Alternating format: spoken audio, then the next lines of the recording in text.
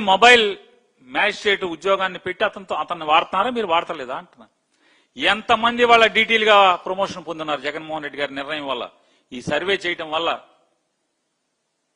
వీళ్ళందరూ మీ వ్యవస్థలో ఇవాళ ఎంతమంది డిప్యూటీ తహసీల్దారులు అయ్యారు జగన్ గారి నిర్ణయం వల్ల కాదా?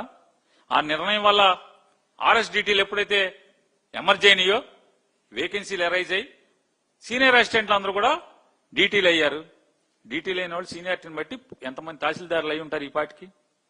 ఆర్ఎస్డిటి వ్యవస్థనే మీరు వాడుతున్నారా, వాడతలేదా?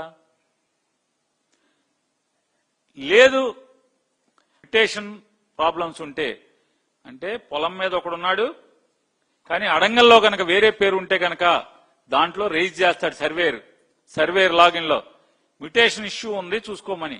వెంటనే విఆర్ఓ మళ్ళీ గ్రౌండ్ లో రైతులతోనూ అందరితో మాట్లాడుకుని, ఒకవేళ పొలం చేయి మారితే రికార్డులో మ్యుటేషన్ అవ్వలేదా ఏంటో చూసుకుని అతను మ్యుటేషన్ చేసి అతను మళ్ళీ లాగిన్ నుంచి ఎంఆర్ఓకు పంపిస్తాడు రికమెండ్ చేసి. ఎంఆర్ఓ దాన్ని అప్రూవ్ చేసి RDO login joint collector login తర్వాత మీకు ఈ మొత్తం అంతా కూడా సర్వే కంప్లీట్ అయినట్టుగా ఇంతమంది ఆఫీసర్లు చెక్ చేసి అందరూ అప్రూవ్ చేసిన తర్వాత పాస్ పుస్తకం ప్రింట్ అయ్యి వస్తుంది.